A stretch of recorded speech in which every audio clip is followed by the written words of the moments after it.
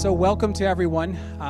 This is West Seneca Central School District. We're having our, I guess I will call this our first virtual, call it a town hall meeting for lack of a better term. My name is Matt Bystrak. I'm the Superintendent of Schools for the West Seneca School District, and today we're going to be discussing the reopening plans for the West Seneca Central School District come September for our students.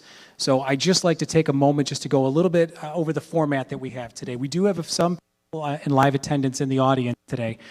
A few weeks back, we actually had some parent-teacher group meetings where we invited the officers from our respective parent-teacher groups in all of our buildings, and we've asked 2 members from each to come together today as well. Really, we're just trying to be respectful of social distancing guidelines, but the format's going to be that I'm going to go ahead. I do have a brief PowerPoint. I want to talk a little bit about some of the changes in our reopening plan and some of the elements and kind of some of the decision-making process as to, kind of where we are right now. After I do that, I'd like to take some questions from the folks that are actually here right now. But we also, as I said, we're live streaming this. We also have people that are going to be emailing in some questions too. So we've had an active email account set up, and people have been emailing questions to us over the past week, just about reopening in general, and just very specific, very good targeted questions. So we want to be able to hit some of them.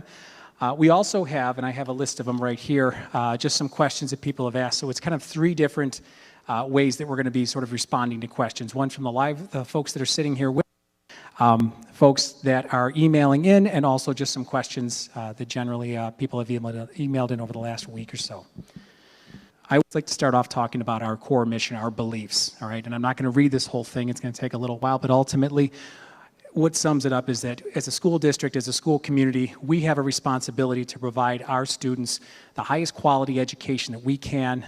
It's got to be enriching, it's got to be interactive, it's got to make them capable of being productive citizens in society, and that has to be accomplished in a safe manner. So we have high expectations for our students, we have high expectations for our teachers and for all of our staff, and we want to make sure that we set ourselves up for success and set our students up for success. So if I could, I just want to go over our timeline a little bit here. Obviously, everyone knows what happened back in the spring, back in March, when schools were closed. The governor basically said that schools are closed. He closed a little stressful at times, but for kind of like 2-week intervals, which I'll talk about that in a little while as well. But ultimately, at the end of the day, we finished last year in a completely remote format for school. And we knew that we were going to have to develop some kind of plans to reopen going into the summer. So in June, when we were starting to realize, wait a minute, school districts across the area were starting to realize this isn't going away anytime soon. So we were actually told that we were going to be getting some guidance from New York State to help us to craft some of these reopening plans as they come to be called. The guidance didn't come out in June, and that's not, I don't put that fault on anyone in particular. Obviously, it's quite a big lift. Ultimately, that guidance came out in the middle of July. I think it was July 17th to be exact, from the New York State Education Department. There was some information from the State Department of Health as well. And districts were given a couple of weeks to pull together their plans. We were able to do some loose planning, but we really didn't know what the parameters were going to be, what the rules of the game were going to be. So a lot of the things we were planning for were very hypothetical in nature and ultimately proved to be things that we couldn't do. And even once that guidance was released, I will say it changed several times since its release. It has changed. I suspect it will continue to change because that's what guidance is. It has to evolve. Changes were pretty substantive.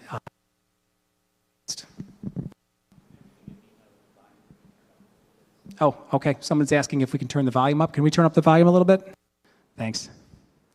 One of the biggest changes was initially when the guidance was released, it was that, as long as you were wearing a mask, people could be in school and you didn't necessarily have to socially distance. Within a week, though, that guidance changed and they said you have to be socially distanced. So that was kind of a big game changer for us, which meant that essentially it kind of ruled out, our district and really pretty much any district from bringing all students back in full. It just wasn't something we were going to be able to do. So we had 2 other options, and I won't go over everything, but there's a hybrid option, which kind of involves splitting school population up. Most people did it in half, or most districts did it in half, with kids coming to school on alternating days. And then we were to develop a fully remote model of instruction. So if you would have talked to me a few weeks ago, again, before some of this guidance continued to evolve, we talked about the idea of a hybrid model being something that was going to be effective. So we really started devoting a lot of our efforts, as well as other school districts, to going to this hybrid model. Over the past couple of weeks, we started seeing some concerns with some elements of the hybrid model. Things like, kids taking mass breaks or transitioning a lot and staggered schedules and things like that. And very recently, we ultimately made the decision to go to a fully virtual model. And I want to talk a little bit about that, but ultimately it all comes down to being able to ensure the safety and well-being of all of our students. So I'm going to cut right to the chase here because I want to be respectful of everyone's time, and I want to make sure that we can people can ask questions and we can respond to them to the extent possible. And there's going to be some questions, I'll be upfront with you, that I may have to say I'm not 100% certain at this time, all right, because things are evolving in the way they are. There are any number of reasons I can tell you, and I can talk to you for half an hour about why, at this point in time, we feel not only that does the hybrid model not offer the safest option for our students, but why the virtual model is a better option, all right? And I'll talk about both sides of it. Some of the concerns that we had with the hybrid model, to be quite honest with you, you're bringing students into uncharted waters. Split them in half, that's fine. Even cut that back a little bit too with some people that were taking advantage of the remote option, which initially, with that remote option, we were told that it was only to be offered to people that had a medical vulnerability. Last week, we were informed that nope, it's got to be for anybody that wants it, which placed a further strain on resources and left districts trying to figure out how is it that you're going to provide a meaningful educational experience to students while the same teachers are teaching people right in front of them. So there's students that aren't in school, at home, get a high-quality educational experience at the same time that they're also teaching students in school. So that was one of the challenges that we had. But that's from the educational standpoint. Frankly, from the New York State Education Department's standpoint, they looked at the education as probably number 3 on the list of importance. Number 1 was safety, number 2 was contact with the school, and number 3 was really the educational side of the aisle. Something else to consider too, we have over 1,000 employees when we're fully in service here in the school district during the school year. Before we bring 1,000 people together, and then add another 6,300 students to that mix, even if it is split up in half, we feel it would be wise to be able to test the waters, test protocols, get people comfortable with protocols. Ultimately, we issued a communication today, and I'm going to talk a little bit more about rationale, but the communication today that we issued, first of all, that was made in close collaboration with our Board of Education and leadership throughout the district, our administrators, our Teachers Association, with conversation with our Civil Services Employees Association, based on a lot of feedback that we've been getting also from other stakeholder groups as well. All right, and I can tell you, I know that many people don't feel that this is the best option. And in many cases, they're not going to. Nothing I'm going to say today is going to make anybody feel any differently on that, and I completely respect that perspective. But we were also getting a lot of feedback from people that were very concerned with the idea of bringing students back into school from any standpoint. A few of the other issues I guess I'd just like to bring out is that some of the protocols that are put into place by the Erie County Health Department, I'll just walk you through this. If somebody were to test positive, all right, you take a look at this. I'm going to take one of our middle schools, for instance, where a math teacher may have 125 kids in a day. If a math teacher tests positive, there's a strong likelihood that all the students that are in that math teacher's classroom are going to end up being quarantined for 14 days. So you've taken 125 people potentially and having to quarantine them. Another issue I will bring up as well is just the ability to appropriately staff, our schools. One of the toughest decisions that any superintendent has to make on a daily during the middle of the winter is calling a snow day. Imagine every morning I'm going to wake up and I'm going to have to check in with each of my building, my transportation department, my buildings and grounds, and assess who is it that can't be here today, because the list of symptoms that are currently on the Department of Health's list as if you have this, if it's a fever, if it's a headache, or whatever it is, even if you have seasonal allergies or whatever it is, that list is pretty extensive. And we're telling people, because we have to, don't come to work. So it can be 7 o'clock in the morning, and then suddenly we're saying, okay, this building can't open up, this building can't open up, or we don't have enough drivers to get our kids to school. So I would anticipate that we would have to be closing buildings, not based on any high degree of sickness in some cases, but just the inability to staff. There are other issues that come up as well. The transition times.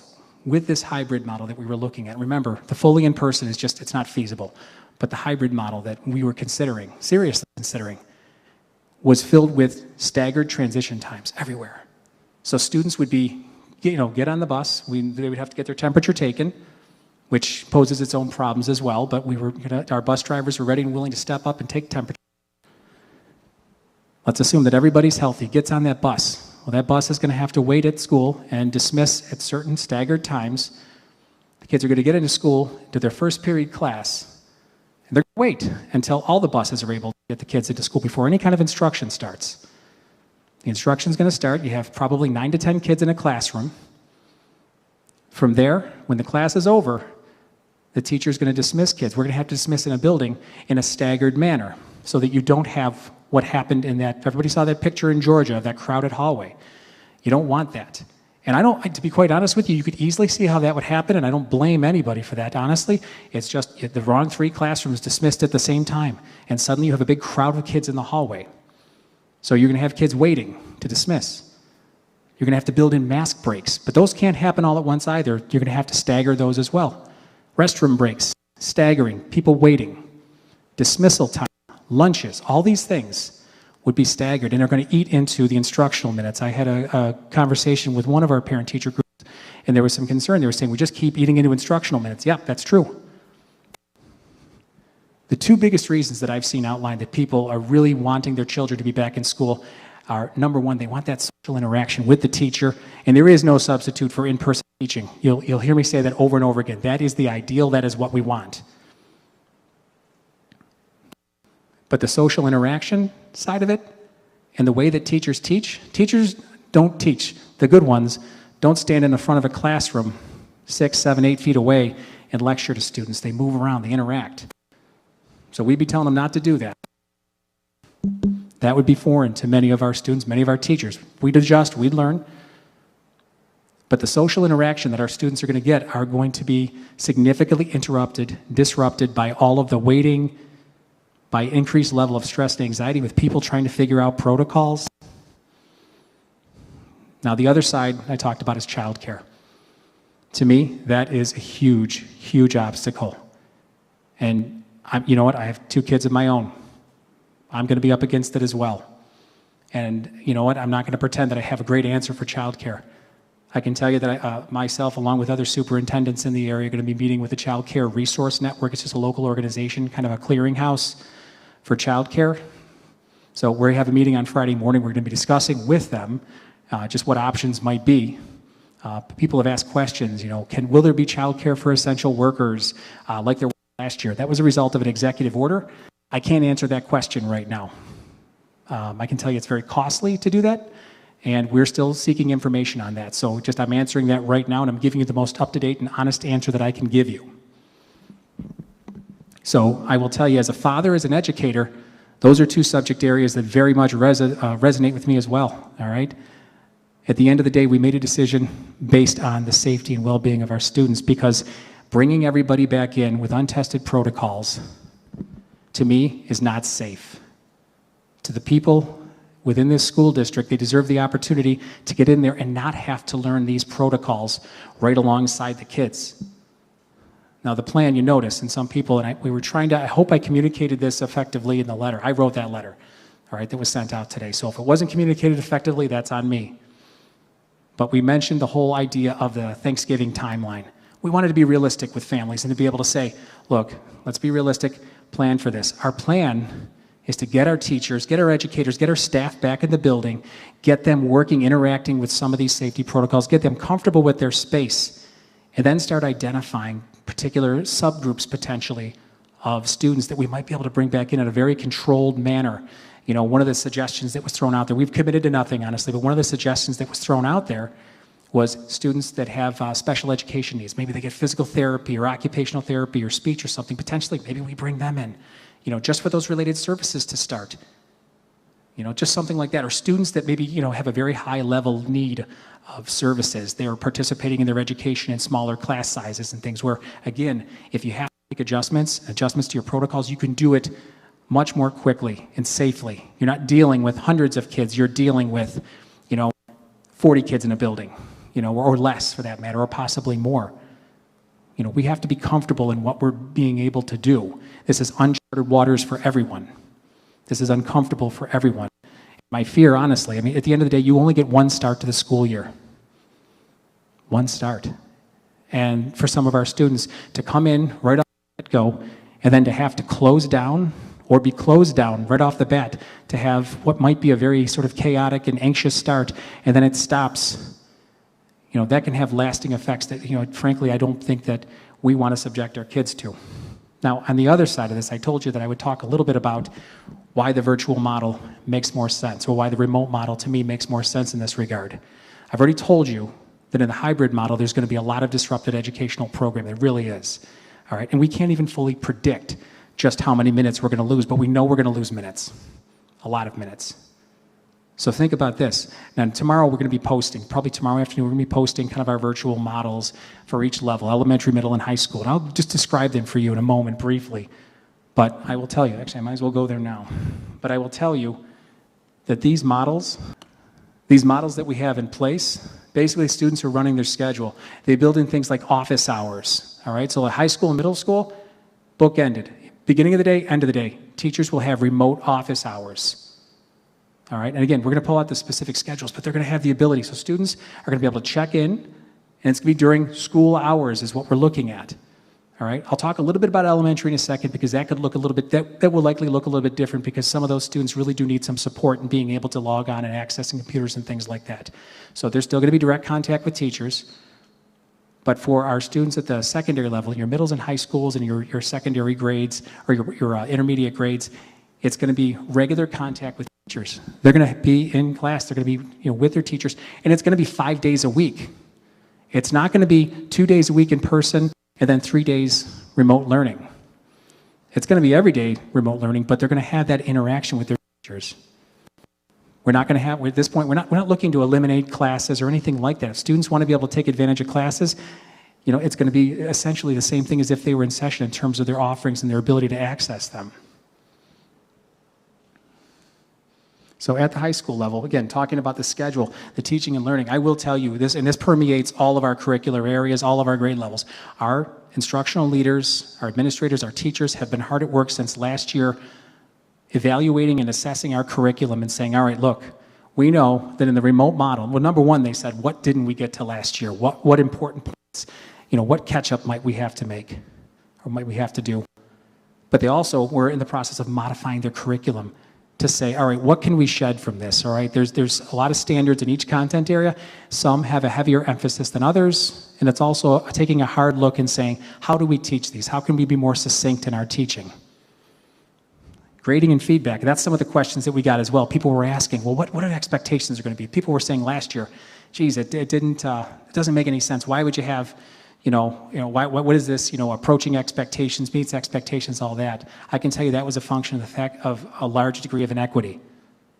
Students that did not have Chromebooks or laptops or anything, in some cases we couldn't ensure that they had digital connectivity, they didn't have internet access. So for us to punish students didn't seem fair. And I will tell you that the New York State Education Department, and I think this was wise, gave us a wide degree of latitude in terms of how we assess students. They recognized that, and to their credit, they gave us that latitude. So, but in this case, we're following our typical grading protocols. Now, teachers have discretion, if there's an individual circumstance going on, fine. They can work it out just like they normally would if they were in class with a student. We'll be taking attendance every day. We will be taking attendance, and we actually have some protocols in place that, some structures that if kids are not engaging, that there's a whole process that goes right down the chain. Just before we went out last year, I will tell you, last year we had a big attendance push. We were trying to get kids in school all the time, and and obviously we're not doing that right now. But the focus is still there. The whole idea is engagement. So we have a wide variety of resources and plans if kids are not engaging, right down to literally, if it's Mr. Brinker at West Senior going and knocking on somebody's front door. And then there's the whole idea of social and emotional support. I may have said this at one of our other conversations that we had, but we're bringing in the University of Buffalo's psychology department has something called trauma-informed instructional practices. So that's something that all of any of our staff that are interacting with students are going to be undergoing training under those first 4 days of staff development, which, by the way, in case you don't know, we did adjust our school calendar to give our teachers 4 days and all of our staff 4 days in a row. So originally they were supposed to come back September 3rd. Now they're going to come back September 8th. It's the day after Labor Day. So, but that gave us 4 consecutive days to really work, train, make sure, and we have a lot of work to do. We really do. This is stuff we're excited about, just making sure that we're shored up with Google Classroom, all that good stuff. But getting back, yeah.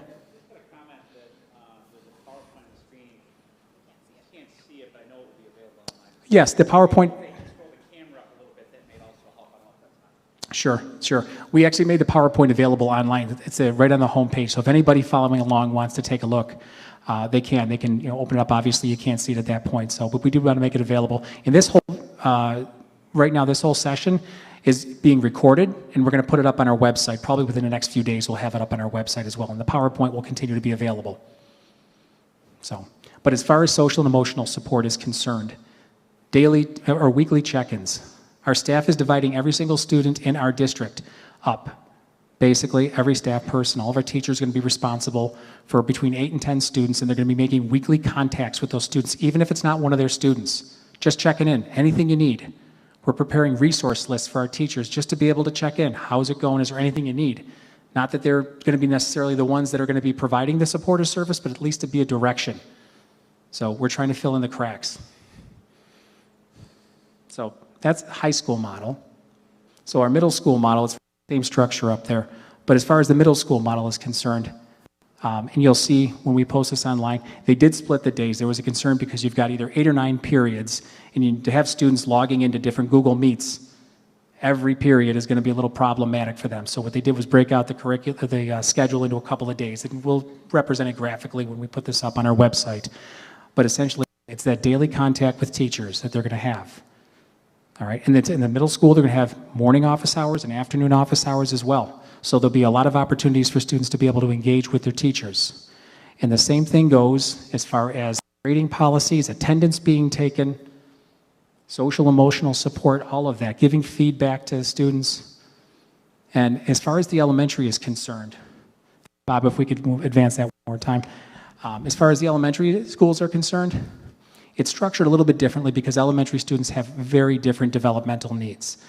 With the elementary students, again, in many cases, they're going to need a little bit of support in logging in. So teachers or administrators are very sensitive to that. So, basically what's happening there is that they're going to be allowing for, if the parent has to log in at a different time of the day with the student, they can do that. There's going to be a lot of videos and things like that. The teachers will make of themselves, almost what they call like a flipped classroom in some cases. There will be, daily meeting times where they'll have opportunities depending on the grade level to be able to talk about things. And there will be substantial interaction with our students. But again, it's every day. It's 5 days a week. Now, one of the things, some of the feedback that we had gotten over the course of the past several months too, was that, as far as digital technology was concerned, number one, everybody needs a Chromebook. Well, all of our students are getting Chromebooks. All right, and we're going to be releasing some information as to how we're going to be deploying those. Now, some might ask, geez, where'd you get all that money and why'd you wait for it? Well, we had to shift money from other areas of our technology budget to make that happen. So it was a zero-sum game. We just said we're not going to put some Promethean boards in other areas of the district. We're going to get these Chromebooks in place. So we have them. We bought them for our teachers. We bought them for our students. You might ask, well, okay, how does that solve the internet connectivity problem? What if a family doesn't have internet access? We have options for that as well, and we'll be rolling that out as well. We'll be in touch with those individuals, actually. Our IT department is actually going to be sending out a survey, basically kind of inquiring if people have issues with internet connectivity, and we're going to help them to problem solve with that as well. Some of the other feedback that we got were people were saying, geez, all these different platforms. We're going to be Google Classroom. We're not going to have 17 different platforms. And I will say that all of our teachers went through a Google Classroom training, basic level training back in June. We have a teacher center in the district. It's actually one of the bigger ones in the area. It's just like it's a class. Now, it was remote this summer, but basically we offer a catalog, series of classes. So we offered a very robust catalog that included a lot of Google Classroom trainings, different kinds of trainings, higher level trainings. I want to say it filled up within like a couple of days, like a day or two. All the classes were filled up. Our teachers just ate it right up. To the point that, sometimes teachers from other districts will come and try to get into our classes. They couldn't. They were completely booked up. Our teachers swallowed it right up. We are also in the process, and will very soon be releasing a series of parent tutorial videos on Google Classroom. So helping parents to be able to help their children access their education as well, because that was another piece of feedback that we got. When our teachers come back, they're going to be working on their digital learning plans. They are also going to be, again, engaging in more Google Classroom training throughout the course of the year. We want to get really good at Google Classroom. We want to get really good at remote teaching. All right. Our network coordinator always says the easiest part about going one-to-one for a district is buying the devices. Even though it's very costly, that's the easy part. The tough part is creating infrastructure to be able to support people's use of it, and that's something we're devoting a great deal of attention to. So we talk about a multifaceted approach. I've already talked about a few of the reasons why it is that we don't feel right now that it's optimal to bring our students into the buildings, and why we feel the virtual model is going to offer a less disrupted educational experience. But a few of the things that we are going to be looking at, your New York State guidance could change. It has been changing quite a bit.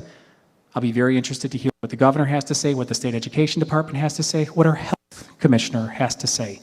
And we have been in regular contact with the Erie County Health Commissioner. This past Monday morning, we actually had a very large group meeting, and she talked about some of the protocols. Some of them I just mentioned to you.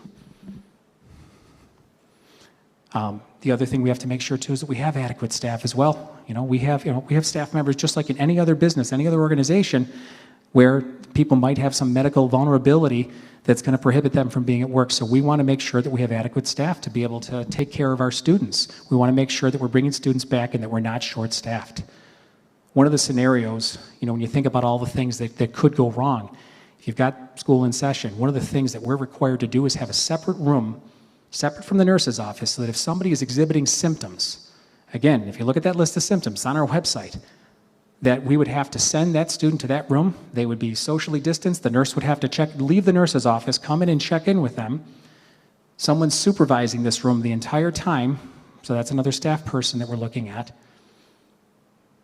Just imagine that. And imagine if we had a number of kids in there. When we're talking about dedicate, we're trying to spread out as much as possible.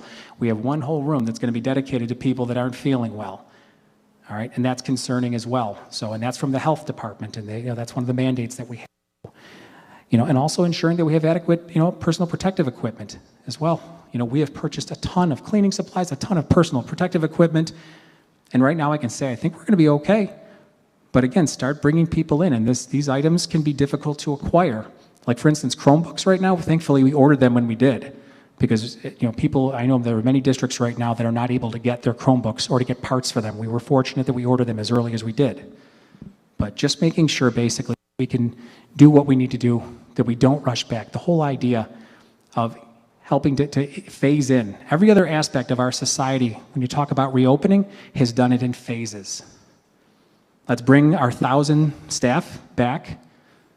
Let's get them comfortable with the protocols that they have to follow in order to ensure safety. Let's get them comfortable with the idea of the instruction, because they're going to have to do remote instruction if it's in a hybrid model. They're going to have to do this. Ultimately, our goal is to get everybody back in session. We want all of our students back, but we want to do it safely. So, Bob, can you go to the next slide? So at this point in time, you guys have been great listeners. I'd like to open it up to some questions from people in the audience here. After that, I would like to jump over to just some people that might be emailing in questions, and then I do have a list of things that I'd like to address if we haven't gotten to some of them. So I'll just start it off. Does anybody have questions in here right now? I'm sure they do. Yes?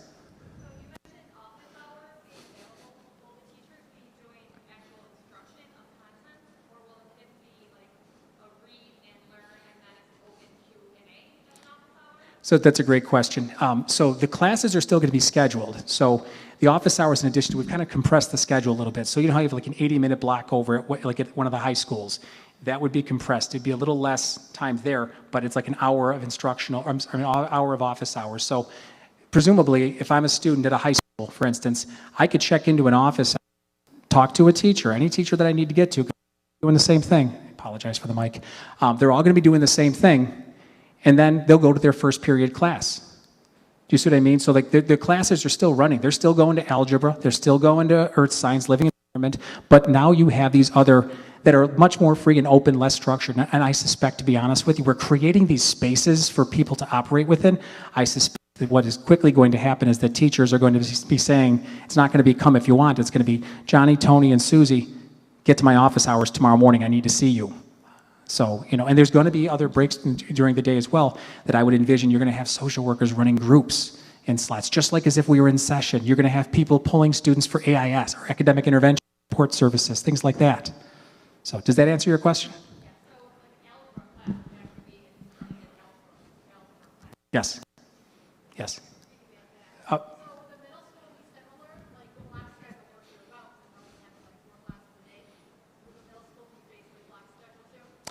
I wouldn't call it a block schedule. It's actually broken out into 2 days, but they're going to have the morning and afternoon office hours along with all your classes as well. I forget the exact breakdown, but it's something along those lines, yes. And Mr. Brinker actually wanted to jump in on something too. Oh, I'm sorry. Yep. I said I would do that too, and I didn't do that. So the questions basically they were asking about, are we actually teaching content areas, or are these office hours going to substitute for actual classes? We're doing both. There are actual classes, we're running a schedule, and we're also creating office hours. So the high school student or the middle school student could jump in on the office hours for a teacher in the morning, then go to their classes, and then jump in, presumably at the end of the day, for office hours for a teacher as well. Does that answer the question? Okay.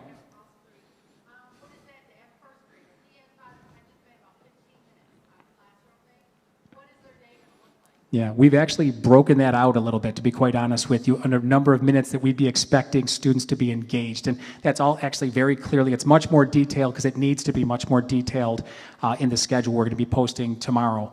But essentially, there's going to be time, common time, and maybe they're going to do the calendar, some of the typical things that you would do, some reading activities, things like that.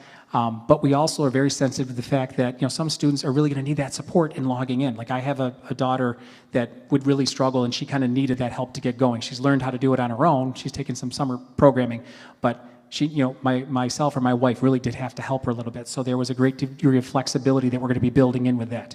We're still taking attendance for elementary students, but we will look at it differently. All right, and you can take attendance. Really, you're tracking anytime somebody logs into Google Classroom, you have a record of it. You know that it's happened, and then we will be entering that into PowerSchool. So that's a question that was being asked as well: is are we still going to use PowerSchool? Are we still going to see grades in PowerSchool? And yes, you will still see grades in PowerSchool. You will still see attendance in PowerSchool. And if you have a child that is not engaging, we will be in contact with you. Yes. They're asking about specials. They're asking, will they have specials? Yes, they will. It's going to look like their schedule. So, essentially, in the event that we're able to go right back into school at some point this year, they would keep the same schedule. They would be able to say, okay, I normally have gym after math, so I'm going right to gym. So they will still have specials. Yes. Yes. Elementary is going to look, again, it's going to look a little bit different. Yeah, the question is that for elementary? Elementary is going to look different. They're still going to receive specials through the elementary model. They absolutely will. Very comparable with what they would receive right now. But again, you have to look at the developmental appropriateness, because you're absolutely right. Whoever it was that said kids, can't necessarily stare at a screen for that length of time, especially that young of an age. So we're sensitive to that. And the one thing I'm going to say as well, especially with the elementary, I think it's going to be a little bit more fluid of a model. This is very spelled out, very prescribed. But there's also going to be flexibility, and if we have to adjust, and I know that we will, we'll adjust. Individual teachers, as a district, we will make adjustments. Yes? So my kids have to go to Yes, the question was...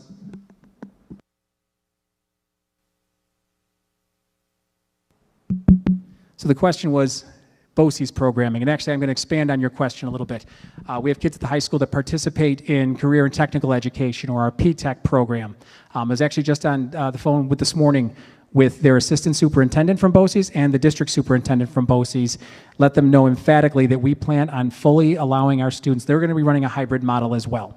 But we will be transporting kids, right? And actually the difference is we're going to take them home after the fact, not just back to school. So we will, to whatever extent BOCES is running their programming, our students will be participating in it. And it also goes for students that may be in out-of-district placements, like a student that might be receiving special education services at like another off-site location.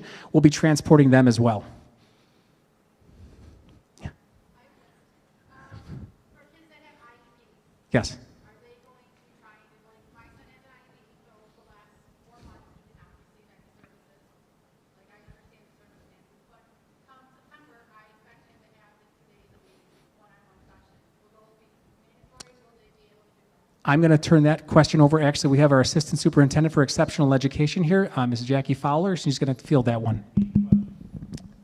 The question was, will students with IEPs be receiving their services?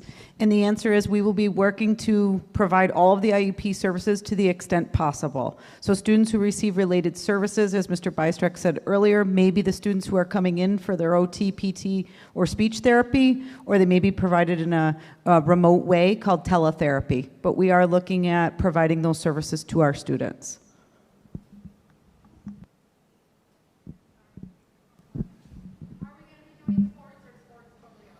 Yeah, that's another question that you're hitting all the ones. I don't know if you were emailing all these in, but yeah, these are the questions people are asking. Yeah, so I will. Thank you, Dr. Cervoni. It's like that ding every time you turn a page when you're in elementary school on a film strip. So the question is sports. Are we doing athletics? So really at this point, sports have been put on hold till September 21st. So right now there are no sports that we are able to do right now. You know what? This guidance is changing so fast. I'm going to hold off on making any commentary on athletics right now. The one thing I would just say, and I guess if this is would be any indication, if someone said, you have to answer the question right now, I would have a hard time bringing kids into school for sports if we weren't bringing them in for their educational programming. I'm just going to say that. If the guidance changes, if whatever, then maybe we'll change with that. But if you're asking me right now on the spot, that's kind of where I would be with that.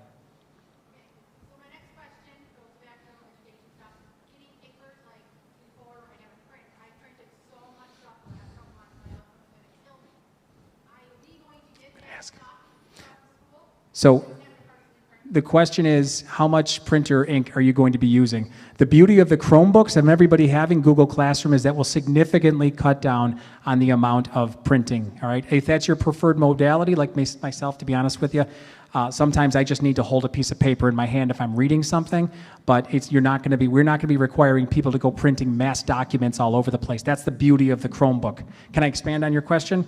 So people were asking the question, I'm sorry, I got a few of these in my head, should we still buy school supplies, all right? Our buildings will be in communication with parents talking about what kind of supplies are going to be appropriate. So, I mean, really in a similar manner, I would imagine they'd be grossly scaled back, I mean, to be quite honest with you, or they might look a little bit different, but the Chromebook is going to solve a lot of the problems in terms of having to print up documents and whatnot.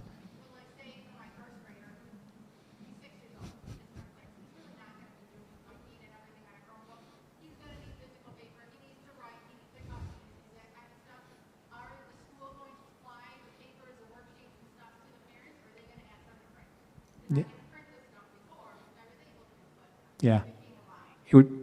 Yeah, in some cases you're going to have to, but to be honest with you, we're going to try to limit that to the degree possible. And then my next one is internet issues. I have internet, but I now am going to have 5 people using the internet at the same time trying to get on it. It's going to go down, it's going to be slow. How is the district going to handle kids having issues with their internet? We're going to have to be flexible. If kids are having, I mean, to be honest with you, there's a certain degree of unpredictability here, and if somebody's saying I couldn't get internet access because 5 or 6 people were trying to get on the internet at the exact same time, that's going to be difficult for a teacher to be able to say, well, I'm sorry, I mean it's not your dog ate your homework, it's couldn't get on to the internet there, and we understand that. I'm going to expand your question again. What about the high school kid that has to kind of get his younger siblings breakfast or something in the morning like that? Do you think we're going to demonstrate a little bit of flexibility there? I think we're going to be able to work with that just like we would through any other situation. We're creating a structure. We're going to have expectations, but at the same time, our expectations are always going to allow for some degree of flexibility. And you're talking about humans interacting with humans, and I think that's the important thing to remember. One system that we are putting in place as well is staff members assigned as kind of mentors, if you would, for groups of students, small groups of students. So every 10 students or so is going to have an adult assigned to them that will be contacting each student approximately on a weekly basis to get at exactly those problems. What is going on with you? Do you need to know about working papers? Do you having an issue with food service? Are you having internet issues? You're experiencing a lag? Is this something that the district may need to seek a way to assist you or troubleshoot, or my Chromebook battery is dying quick, or I could benefit from a printout of the booklet because I'm identifying my child needs printouts. So we're building that in. A big priority is daily contact and social emotional, but also just that every parent, outside of the person's teacher, just another adult in the building that it has assigned to 10 kids that says, okay, I can now troubleshoot, I can now work with my principal and say, this student needs a printout, this student is having internet issues, we need to find a remedy. So those systems have been built in. Our administrators have already worked to assign every student to a contact outside of their teacher to get at some of these issues that we can't even predict necessarily yet because of these new uncharted territory that we're entering with this remote model and just our new normal, if you would. Sorry, thank you. No, I appreciate you jumping in.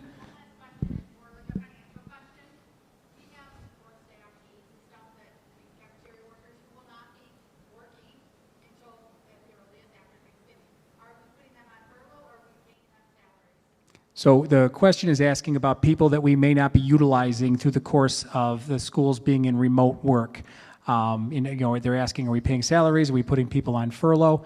I don't want to get too much into contractual discussion right now, but I will say that you mentioned food services. We're going to need to be serving lunches. As far as bus drivers, you may say, well, they're going to be transporting a lot of kids. Well, we're going to be transporting quite a few things, and we're also working to be able to phase back in. We're planning. So I don't want to comment on if we're going to be laying people off or anything like that. We value all of our employees, and there's a lot of work that's going to need to be done that, frankly, in some cases, we're going to need people to step into other roles to be able to support us. So we are absolutely going to operate in a very fiscally responsible manner. I can assure you of that. And we're going to have conversations with all of our groups basically to hash out some of the things that you just mentioned there. So our groups have been very supportive and understanding that, really the reality of the situation is that, we're, again, in uncharted waters. So, and I honestly, there's no place I'd rather be working with these individuals because they get it. So, Sarah, you raised your hand before. Did you have a question?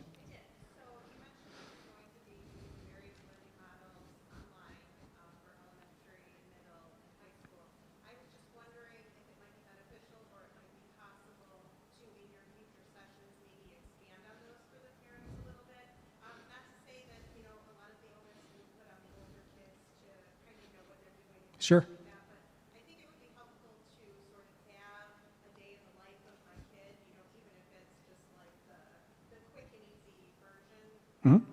Just going back to March and last year, obviously it was a little bit of a different animal, and we're going to be more prepared this time. I think, though, in addition to the kids not knowing what was going on, the parents didn't know what was going on, and it was just a lot of confusion overall. So I think expanding on that. Sure. Yeah, I would agree with you. And we do have we advertised today, we do have another couple of forums coming up. The governor's actually asked us to do 3 before next Friday. So this way I will tell you was scheduled before, everybody in this room knows it was scheduled before the governor made that announcement. But we have 2, one next Tuesday, one next Wednesday. But that's not the last time we're going to be communicating as well. I anticipate having more. I also anticipate sending out written communications, and our buildings are also going to be communicating as well. But what you just described is absolutely, I think, going to be essential to really take it from the abstract to the real and applied. So absolutely. Good question. So I'm sorry, just real quick, the question was, are we going to be, I'm sorry, Dr. Svone, you didn't remind me again. The question was, some of the schedules, I'm describing things and maybe it's a little abstract. Is it possible for us in future communications or forums such as this to be able to kind of really walk through a schedule for the day? And the answer is yes, absolutely. Yes.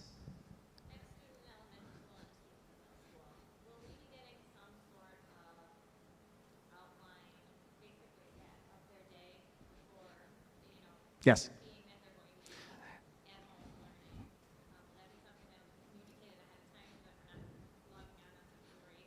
Yeah, so the question just for the crowd is, the question is basically, are we going to be sending out some kind of written communication or some kind of communication outlining expectations for students, including schedules and things like that, and what it looks like? And the answer is yes.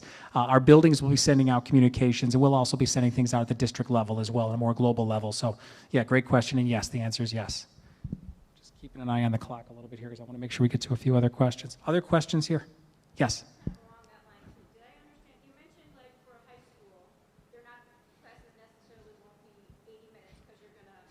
compress a little bit. for office hours, but in general, am I understanding correctly, my kid is expected to sit in front of their computer screen basically to the extent of a regular school day? So the question is, will students be expected, even if we're compressing classes, to sit in front of a computer screen for the duration of a regular school day? I would say that's probably not likely. To be quite honest with you, it's going to be very situationally dependent. I mean, like let's take, for instance, you've got a U.S. history and government class, all right? And let's say it's in a 60-minute block. The teacher is obviously going to get on and interact with the students, but there may be some independent, okay, folks, we're doing this. Okay, you can log off and go and take care of X, Y, or Z. So yeah, I mean, it's going to vary. Now, there might be another time, though, on a given day, when they're involved in something really, intense and a really good discussion or something, where it may span that whole class period. So I think it's going to vary depending on the teachers. And the other thing, too, is that our teachers are going to have to read the room a little bit as well, as far as students, and there's feedback. Just like, the feedback that we got that we were using way too many platforms to communicate with families, and we made some adjustments to that, even though there's a lot of great platforms. If a parent or students are giving us feedback saying, you got my kid sitting staring at a screen and it's not Fortnite and it's all day long, and this is challenging. So we would adjust to that. We absolutely would adjust to that. And I would encourage to take it a step further as a parent and have your kids advocate to say, if they're feeling that, man, I'm staring at that screen way too long, it's hurt my eyes or whatever it is, or I need it to be a little longer. I mean, either direction, give us the feedback. This is what we're hungry for. We need this. This is new. So great question, and the answer to the question is going to vary, but I don't anticipate kids sitting for 6.5 hours straight. So. Mm-hmm. You kept harping on or mentioning any symptoms. Yeah. If anyone has any symptoms, a headache or whatever, that you're not going to come to school. So kind of where did coming back right after Thanksgiving in cold and flu season, how is that? Yeah. So I don't want people to get too hung up on the Thanksgiving date. What we tried to do, and if you recall back, and I mentioned this earlier in the presentation, the question is, are we planning on bringing kids back at the beginning of cold and flu season, or right in the middle of cold and flu season, right? You said right after Thanksgiving. We're trying to create and establish a realistic timeline, allow people to plan, all right? If we were to say, hey, we'll let you know in a couple of weeks, and then we're going to say we'll let you know in a couple. That was like what we went through in the spring with the governor saying schools closed for another 2 weeks. People have to plan. We realize that. So if you're trying to secure child care or just develop structures and routines in your house, we wanted to give a realistic time frame to say, look, just make the plans. If we can get back sooner in some capacity, all the better. So that's what it came down to. So, and yeah, you're not the first person to bring up the whole idea that cold and flu season. Most of the school year exists during cold and flu season, I just have to say. So, and that's a challenge that every district and every workplace is going to experience. We're as a world, I guess, or as a nation, are going to experience that collectively together. So, does that concern me? The answer is yes. It does. It really does. I know we kind of touched on this a couple times, but Sure. my first grader who's going to first grade, he is not going to engage in the system. Is there any chance that you bring the significant elementary children back sooner to try and get them engaged? Or what avenues and platforms are we going to have to keep them engaged? Because my wife is a master in education, and she's struggling. Yeah. During the summer, she's trying to keep them up, and it's not working. My wife's a teacher, and my 10-year-old struggled a little bit as well. So you're in good company. So the question was, if we're talking, I'll expand it kind of broadly. Like, you're talking about your primary grades, your kindergarten or first grade. Would we consider that as being one of our target groups to try to bring back a little bit sooner? That conversation was absolutely had, I can tell you. Like when you start saying, who really needs to get back into action sooner? Who are the people that really, there's level of need among all, but whose need to have the in-person instruction may be a little higher than others. And some of the conversation did involve some of the primary grades. I can't make the promises at this point, but I will tell you that is absolutely in the discussion. We even talked about like freshmen in high school, transitioning, or kids transitioning to middle school. Really it's going to involve us getting our hands dirty with this a little bit here. But again, I'm going to go back to say it, and from my perspective, from our perspective, we just need to do it safely, because the worst thing to me would be we all come back, it's a horrible experience, it's stressful, and then we got to stop. And then we have to start all over again in this remote model, and to me, that's not going to be good for anyone. So you have another question? What avenue do we have to engage at home? Okay, I'm sorry, that was part two. So part two was, let's just say, at the beginning of the year, again, we're talking about our kindergartners or first graders or second graders or even, whomever, what avenues do we have? And I'll focus on some of the younger kids. So the one thing I will say is that that's a task of our teacher to really create engaging activities for our kids. I'll give you a perfect example. So I told you my daughter's doing a remote model of instruction right now for a summer program that she's in. And interestingly, her teacher was struggling with that a little bit. It's like an hour a day, really. It's not a huge lift. But so the teacher started saying, okay, we're going to have breakfast together. It's a social activity. I mean, it was something creative. And then guess what? So my wife thought that was such a great idea. She told somebody else who was a teacher doing one of these remote things, and then that person's doing it now. It's that sort of stuff. So it's going to be, these are people that are dedicated professionals who've been doing this for, in many cases, 20 plus years.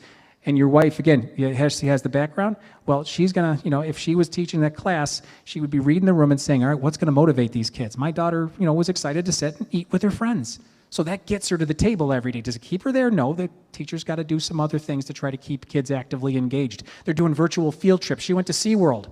I mean, she absolutely loved it. Like, they're taking these trips. I mean, every week they go somewhere else. Every Thursday they go somewhere else. I mean, it's those sort of things that, is it ideal? No. Is it really SeaWorld? No. It's pictures of SeaWorld or a video, but it's something that she looks forward to every week.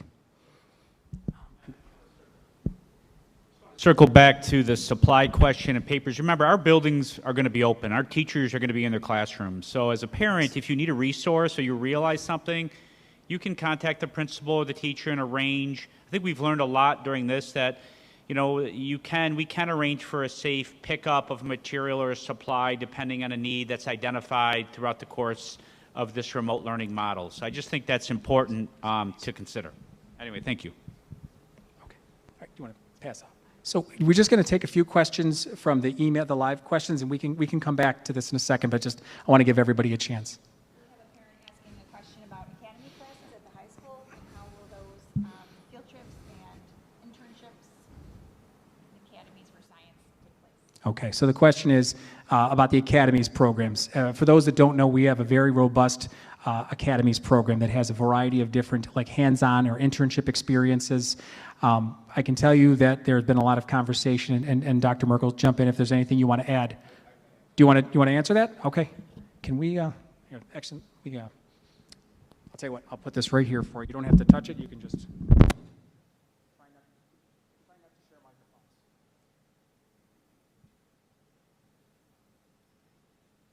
And we're trying not to break it.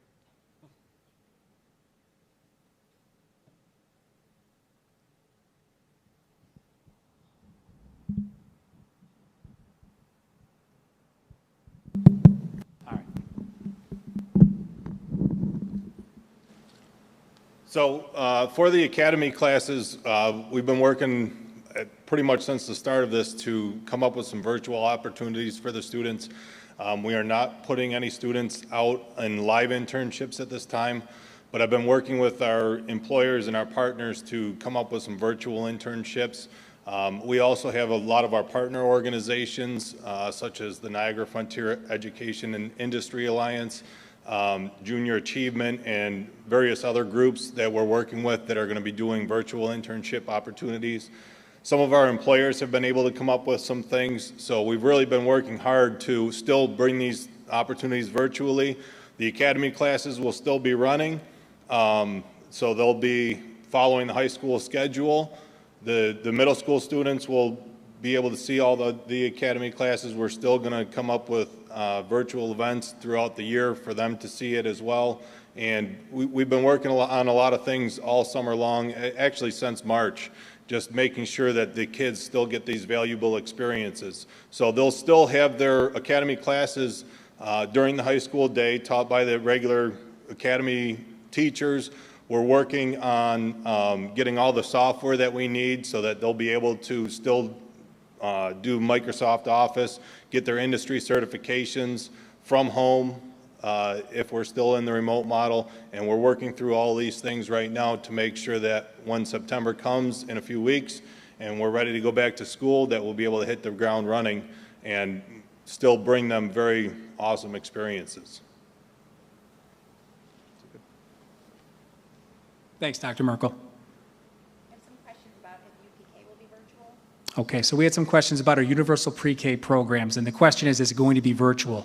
So for those that don't know, we have UPK programs right in-house. We have some in Allendale and at Northwood, and then we also contract with some agencies as well. So the ones that are in-house will be virtual. Those are our teachers, so that will be virtual. The ones that are contract agencies, like an EduKids or some of the, Page One, some of the other ones, those would be, as long as they can operate safely with 6 feet of social distancing and follow other protocols, they would be, that's up to them. We can't tell them to open or not open their doors, basically. So if they can find a way to keep kids far enough apart, they are able to operate, so. And many people use those for daycare as well, I will say, so. We have another question from a parent who is a working parent wondering how we might be able to help if they can't ensure their children are logging on during the day. What protocols might we have in place to help with that? So we have a question from a parent who might be working, let's just say it's a middle school student, and the parent is concerned that the child's not logging in every day. So there any number of different things or strategies are going to be tried to be able to try to engage that child. First of all, we'd be thrilled that the parent actually reached out to us to let us know that happened, because if the child wasn't reaching out, we would be reaching out to them anyway. So, that could involve any number of things. It could involve one of the weekly check-ins that we were talking about with a teacher, checking in, saying, with the student directly. Could involve, honestly, there could be a letter being sent home, but obviously this parent is already, aware of this. Could involve an actual home visit. Could involve a social worker reaching out to the student to find out what's going on. I mean, we don't just want to assume that a student who's not engaging automatically is just because they're unmotivated or something like that. There really could be some particular reason that they're not reaching out to us. So, when we talk about the need to be connected with our students, there's a whole host of reasons why. It's not just because we want to make them, to help their academic progress. We want to make sure that they're safe, all right? And that is one of the drawbacks if you're in a virtual or any kind of a hybrid model, which is why we're building in structures in place to make sure that we do maintain a level of connectedness with our students. It's absolutely critical.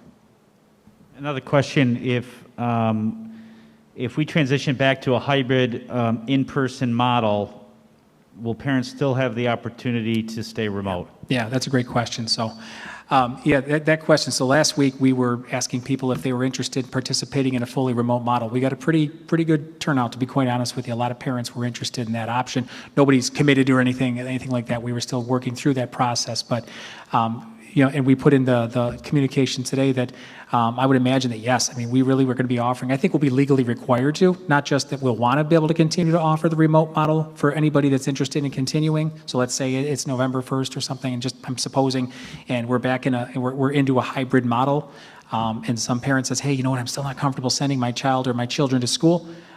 We would still be affording them that opportunity to be able to continue in a virtual model. And I'm going to extend your question a little bit too, because I know there was some concern expressed. Some folks had said, geez, you want me to commit for the entire year? To be quite honest with you, from the get-go, I think we would be looking at that to reassess. And remember, if we're getting back in November, it's a shorter period of time that we would be talking about. The one thing, so I can't give a hard answer to that as far as I'm asking a question that I can't give a full answer to. That's probably not wise, but I'm going to do it anyway because I know it's on people's brains. The one thing that we want to keep in mind that is if a student returns to campus, that's going to have an impact on staffing potentially. It could impact other students' schedules. So, my quick answer would be we'd really want to be able to take a look, and potentially make a case-by-case determination. Is it possible that student could return with a slightly adjusted schedule? Could they return with a complete and full schedule? I wouldn't want to shut the door on that right now. At this point, we were over the summer, last week when we were asking these questions of parents, we really wanted to gauge interest level, and I was, a little surprised with the amount of people that were interested in a fully remote model of instruction. So that's where we said, wow, this could really be significant, if we suddenly had a wave of kids come back into school. So. We have a few parents asking, how are students going to get their materials that they will need for their class? Great question. So the question is, how are students going to get their materials? If it's a Spanish book, their Chromebooks for that matter, that's something that we're going to have to be able to pull together, and I imagine some sort of a drive-through sort of pickup for our students. Similar, we've gotten really good at drive-through activities, I'm just going to say, whether it's a graduation or lunches or whatever it is. So actually we were just having some conversation last Thursday about this, what that might look like, with teachers, like getting brown paper bags, believe it or not, and I think they're in pretty good abundance these days, and just filling up bags with, here's your Spanish book, social studies book, whatever it is, and then getting that together to be able to distribute to our students in some sort of model. Now, if we had a difficulty trying to get to somebody, we would have to make other arrangements. But we absolutely are going to take steps to make sure that all of our students have the materials that they need to have. And potentially, in some cases, handed to the students and the families directly by their teachers. We're kind of trying to create some opportunities for that as well. So just to have a little face-to-face. We're also exploring, nobody asked this yet, but I'm gonna throw it out there. We're also exploring some potential models where we could create in a very safe, structured environment opportunities for almost like a flex day parent-teacher conference where, maybe you're not going to see all the teachers, but we create an opportunity and like time buckets where parents might be able to come in and engage with, teachers. I mean, again, I'm throwing these things out there because these are ideas that we're discussing. We have the sincere desire to be able to truly engage with our students. We had and I think I said this, forgive me, the folks that were here at the last time we talked with the parent-teacher groups, I said this before. I gave an example of a teacher that was in the crowd at one of our meetings, and the thought of not being able to physically see or meet their students is crushing it. Really, that's why you're doing what you're doing. You're not, you don't get into this job to stare at a computer screen. You get into this job to help kids. So, I mean, just know that for our teachers, for our staff, for anybody that's working directly with our kids, anybody that that works in a school, you don't work in a school if you don't like kids. So, I mean, just know that that's on all of our hearts. So, another question? Parents are asking if it's possible to have lessons recorded and available. Oh, good question. So the question is it possible to have teacher lessons recorded and available? Yes. I think that's going to happen quite a bit. If you've ever heard of, I think I referenced it before, the idea of the flipped classroom, where basically students are sort of like a teacher will record themselves or, provide some sort of a video kind of front-loading the lesson. And then when they actually do get together with the students, it's like the student almost has a leg up. It's like an introductory sort of thing. I mean, I envision that. And it could be just as simple as a little 5-minute mini lesson on like some sort of writing strategy or something. So I think that's something that we are going to get very good at. Mr. Dalbo, wherever he is, there he is over there, came up and mentioned something to me before about just how, our teachers, their level of confidence and competence in the whole virtual universe, from last year to now is greatly increased. We were having some conversation at one point just about the level of confidence. And if you'd asked the teachers, you kind of survey the teachers, in maybe like March, May, June, beginning of June, how they were feeling in terms of, their confidence level and interacting remotely. It wasn't as high as we would have liked it, but, a more recent, I guess, polling, teachers are feeling far more confident, like substantially more confident in their ability to be able to operate within the digital universe. So thank you, Mr. Dalbo, for bringing that up. So. Question is, how do you measure accountability and ensure teachers and support are working to engage students and teaching effectively?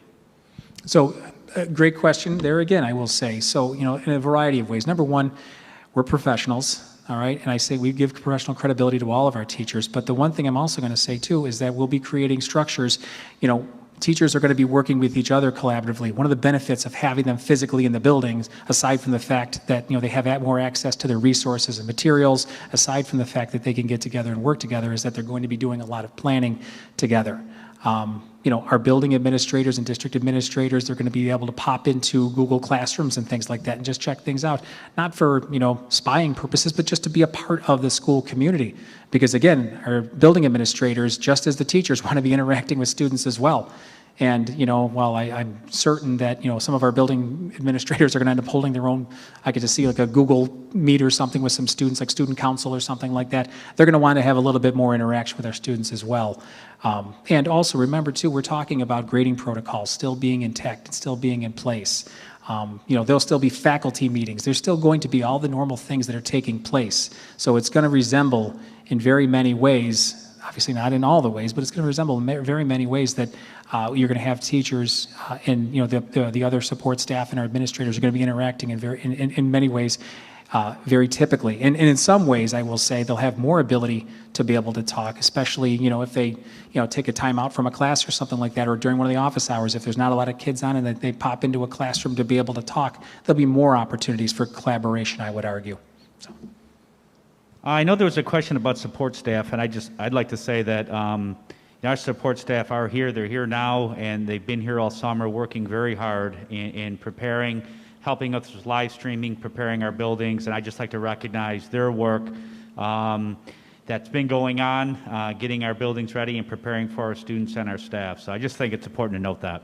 Yeah, absolutely. The whole food services program, that's our support staff, all right? Everything that we've run through food services, people being here today, setting up programs like this, the deployment of Chromebooks and things like that is largely done by our support staff. All these organizing, schedule, helping with schedules and things like that is done by our clerical staff, our support staff, our teacher aides have been involved. Our buildings and grounds folks. This is a team effort, just as if we were normally in session. Other questions? Will kids who have already had some sort of in-person music lesson continue to receive lessons through Google Classroom? So the question is, will kids basically, I think the question was if kids have already had some sort of in-person music lesson, will they continue to receive music lessons through Google Classroom? Our classes are going to be running. So, I think there will be more opportunities for kids, I would say, to be able to access things like music lessons. And if anybody saw some of the amazing productions and musical productions that kids put together, working with their teachers, and like with all the kids singing and all the little boxes, like in a Zoom or a Google Meet, or I'm not even exactly sure the technology that they use for it, but, those sort of things are still going to be happening, yes. We have another question from a parent asking if they can use their own Chromebook, or do they have to use the ones supplied by the school district? I don't think there's any reason they couldn't use their own Chromebooks. Really, you're just logging into the same site, so it's a good question.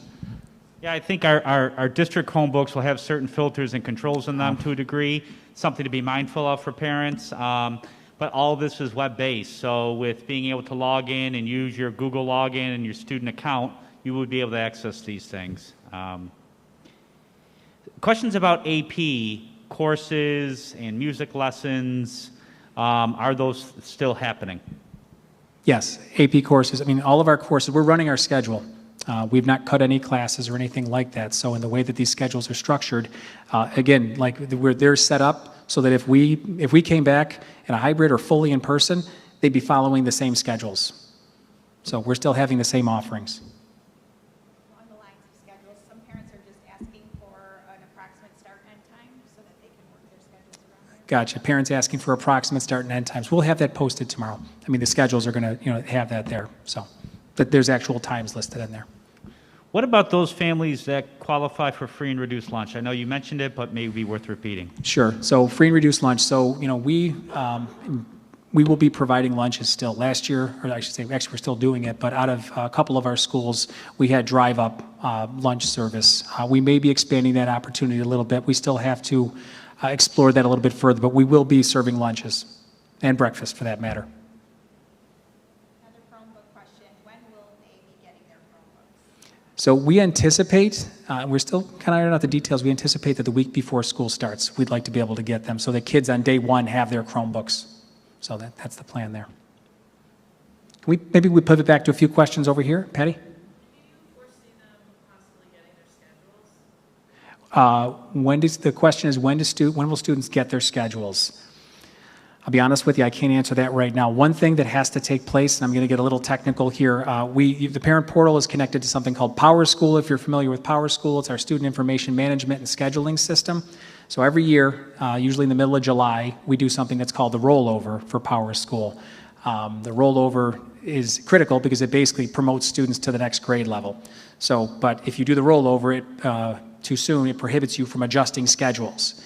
So Erie One BOCES, who supports us in our use of PowerSchool, has recommended that we hold off on this rollover, I don't know why I did finger quotes, but rollover, until next Monday. And it takes a couple of days for it to happen. So the reason they said that was because as soon as you do this rollover, it gives you have to, if you want to change a kid's schedule and on mass level, you have to do it individually by hand, which is, I used to be a middle school assistant principal who did a lot of, that was my job, scheduling, and I pulled all-nighters trying to do things like that. So you don't want to be in a position to be able to do that. So I will also say that the lack of rollover also contributed to some of the difficulties that we had in terms of the transportation survey that we issued. It was kind of the perfect storm. So as quickly as possible. And the buildings will be communicating individually about schedules, I will say. It's a great question, Patty. I wish I had a better answer for you other than the rollover. So I might be able to expand on that a little bit. If you had a high school student, if you had it last year, you know that schedules were available through the app and online. So that will be very similar. And now that this decision has been made and our principals have been meeting continuously and will continue to meet, you will start seeing those types of communication and seeing that information maybe as you typically would towards the end of August. All right, the parent portal is now open. Students can view their schedules. In many respects, your high school schedule is your high school schedule. You'll be given times of when you got to log in, but you'll have that similar, just as you always have if you've experienced the high school schedule. Middle school is a little bit differently because it had to be split between 2 days, so that they will be generating probably a paper copy or some form that will be sent home or given to parents.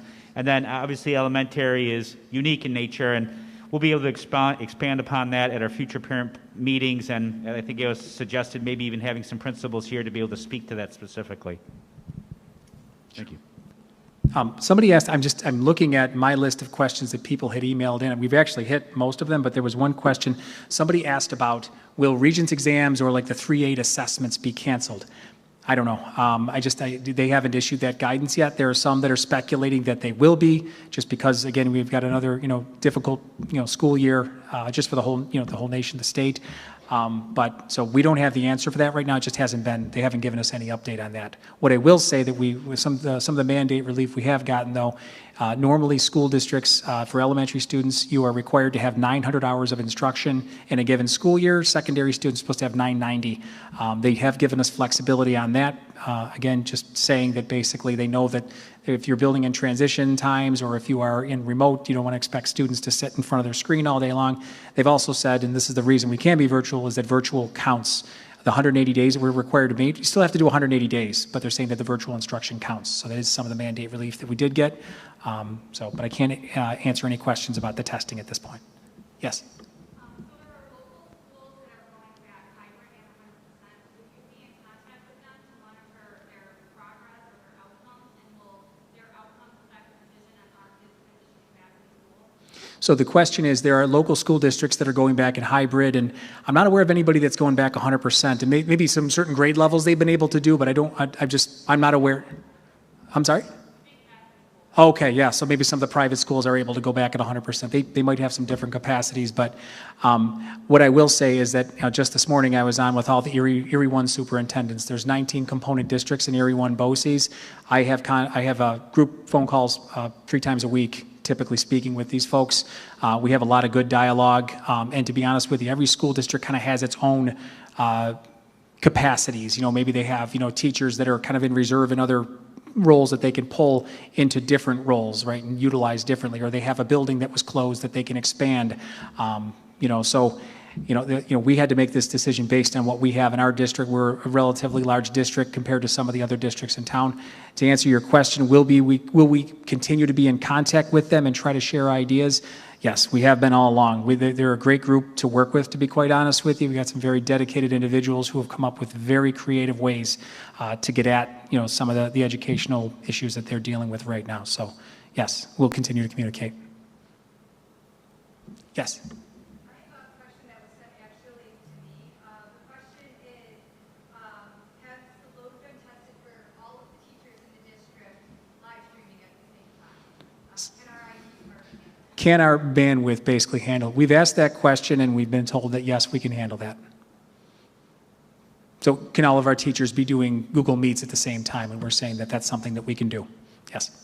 And we actually, our Smart Schools Bond Act, so this is something that was approved by voters in New York State years ago, and we are entitled to about $4.2 million to spend, and some districts chose to do that by purchasing devices and things like that. We are doing it. We're choosing to widen our highway and expand our capacity to be able to handle even a broader range. So I mean, the devices, they have a shelf life of like 5 years, depending on the device. We're saying we want to increase our capacity, and Mr. Dalbo, correct me if I'm wrong, we're just trying to widen the highway and make it so that more people can drive at a nice, brisk pace. So okay, he's giving me the thumbs up. He says yes. Okay. A question about the hybrid model had Wednesdays no students or no teaching. What about the remote model? Great question. Remote models every day. So every single day, students there'll be instruction, not Saturdays and Sundays, but Monday through Friday, barring Christmas. So. Question about students starting at a new school, will they have an orientation? And I do know that I did see, at least I can speak to one of our high schools, or I think both sent out a orientation video, not in the traditional way, and our principals are looking at creative ways to find, even during our remote session, to create opportunities potentially for students to safely be able to come in and experience the building in preparation for an in-person return. So I would just say, in my experience in working with our teachers, our administrators, support staff, we want our kids. That's why they do this job. That's why they're in this profession, and it is a challenge to not have them. That's what gives us energy and drive. So there has been a lot of creative ideas and trying to find ways to do that we will be exploring. And I love the question about looking at other districts and sharing best practices. You know, we're not too proud to look and ask the questions and see if an effective model is happening perhaps locally or even not so local, and learn about which ways we can do that to improve the experience for our staff and our students. Mr. Brinker's giving the thumbs up over there for West Senior. I know all the schools where students are transitioning, and even in the elementaries as well, that we are looking for ways to be able to orient new students coming in. We want to welcome our kids, even if they're not transitioning to a new school. We want to be able to welcome them to the new school year in the right way, or the best way we can. Other questions in the room?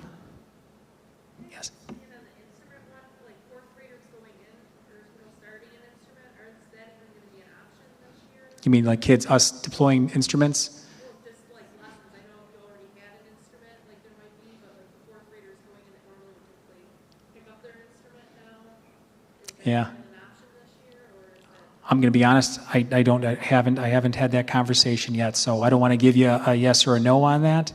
So can I get back to you? Oh, somebody else is going to answer it for me. They want to know if fourth graders are going to be able to get instruments if they're brand new. Yeah, come on up. Yeah. So the music teachers are planning to do lessons. They might not be able to do them as frequently depending on the time, but they are planning to do lessons. As I mentioned before, I've been working with the music department to get the necessary software so that they'll have other venues that they can do that kind of stuff as well. We're getting all that set up, so again in September we're ready to hit the ground running. So the lessons will still be happening. I believe that the instruments have been ordered and there will be instruments available for the lessons. Thank you, Dr. Merkel. Good question. Other questions in the room? Yes. Just a question about the use of the facilities, being part of like the booster club or the parent-teacher group. Are we able to have any meetings or use the facility or grounds for like fundraisers or fundraisers? So I would say in the building, it's not likely, really. We're going to keep things pretty much on lockdown. That's not to say there wouldn't be some opportunities for some outdoor activities to be able to take place. Again, great question. That may be a real possibility. So I'm sorry, and I have to repeat the question too. The question was, like some of the booster groups and whatnot, is there an opportunity potentially for them to either have meetings and things inside and or have some like drive-through activities or some activities outside potentially? And the inside's probably not going to happen, at least not right now, but the outside possibility may exist to do something with. If it's a drive-through something or other, that may be a possibility. So, yes.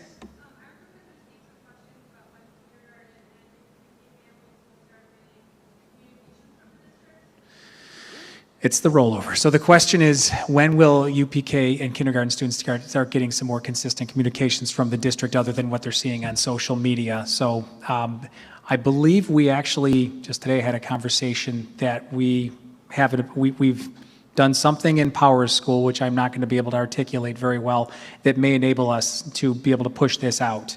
I would actually be very curious to see if our kindergarten families and our UPK families, if they actually receive the communication that I sent out today.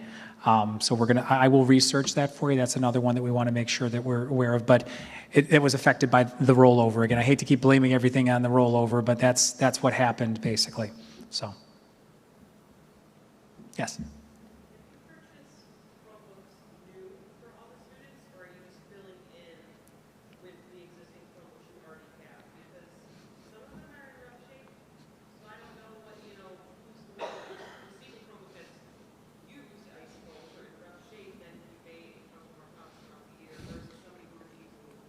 Yeah, so We ordered a ton of new Chromebooks. I couldn't give you the number off the top of my head. There will be some Chromebooks that are definitely going to be repurposed, absolutely. Or not repurposed, but they're going to continue to use the older ones. But they have a certain shelf life. So, and if it's not in good working order, then we won't be continuing to use it with any students. We did order a little bit of little cushion.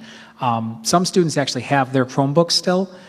If you're watching and you haven't returned your Chromebook, please bring it back to us. No, I'm kidding. Some students have summer programs that they actually have to be able to use them. So we told some kids to hang on to them. The rest of you bring them back now. Question, a few questions rather for special education, and what might those classes look like? How might a student get their accommodation for testing? I can answer that.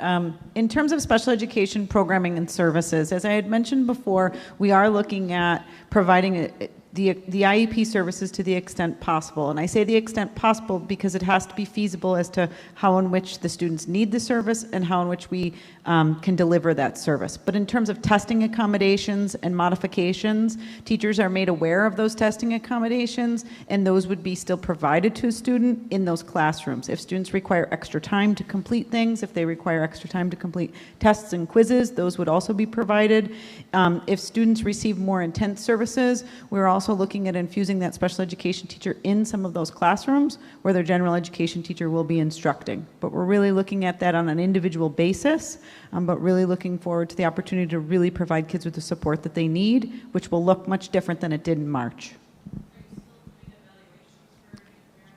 Yes. The question was about evaluations. So any student who was up for what's called a reevaluation, which occurs approximately every 3 years, as well as any student who was recommended to receive an initial evaluation, those things are things that we still are doing, and that may be the case where those students come in by appointment to work with the school psychologist in that case, or based on what the student's needs are, if any of those things can be done remotely. You're welcome. So we've got about 5 or 6 minutes left, and I'd like to take some more questions if anybody has in the room here. Yes? Can you tell me about when students return to school, if there'll be any modifications made to the ventilation systems in the school? I'm glad you brought that up, actually, because that was one of the, I don't know if it was on my list here, but I know people, so the question is about our ventilation systems. So, so we have 9 school buildings that we operate with students in.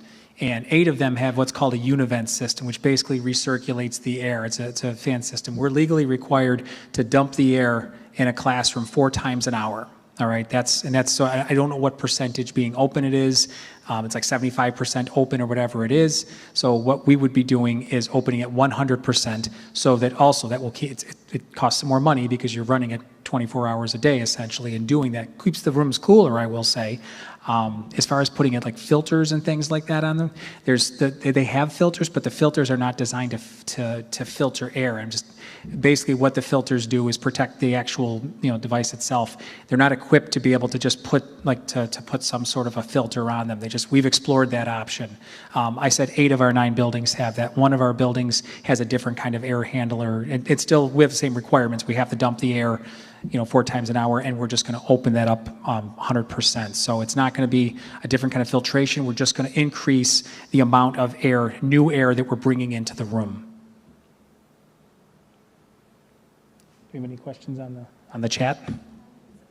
Will elementary students have a chance to meet their teachers in person in some way prior to school starting?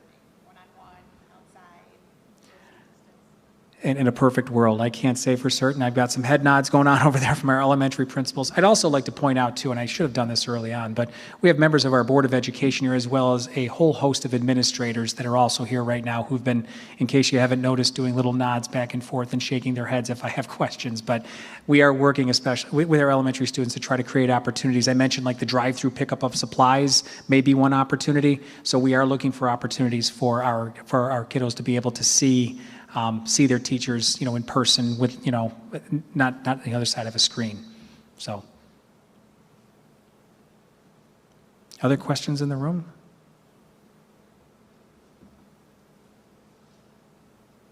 The other thing I guess I'd like to say too is that, in developing these plans, these things don't happen in isolation. We had a very dedicated group of our school administrators who know their buildings, know their schedules, know their teachers, know their classes, who pulled together the plans that you're going to see posted, and even just some of the protocols. So, I mean, again, these, working furiously, developing one plan, saying that's not going to work, go to another one. That didn't work, let's go to another one. So again, and just adjusting to the changing guidance and changing circumstances, but they work together very collaboratively to try to pull this together and make this happen. Again, we've engaged our teachers, we've engaged, our support staff. This is a team effort to be able to pull this off, even if I would say it is no less challenging remotely in terms of, just trying to make sure that we have the connectivity to our students. It just looks different. But I will tell everyone in this room and anybody watching right now that we are 100% dedicated to making sure that we provide a high-quality educational experience for our students. We want our students back in session. We just want to, with us physically. We want to do it safely. So, okay, I think we're at the end of our time here. As I said, we're going to have a couple more of these forums. They're going to look a little bit different. I'm going to be live streaming and taking questions again, but it's not 2 more and done. We are looking to have very, very regular updates moving forward. That could take, if anybody saw, I used to do some videos to our students. I may do a combination of those. If my daughter's willing to videotape me some more, we may do, we're going to be written communications. There's going to be, I think it's going to be critical to keep our school community kind of aware of our progress on things and what we're doing. And I would encourage people to reach out. You don't have to email, you can call. We've gotten, phone calls, a lot of phone calls, over the past really several weeks. Just, people asking really good, solid questions, all right? And there are no bad questions as far as I'm concerned. And, I'm committed to giving you the best answer I can, even if it's an I'm not sure and I'm going to have to get back to you. So I want to thank everybody for being here today. I want to thank everybody for tuning in and emailing your questions. And I look forward to continuing the dialogue. Have a good evening, everyone.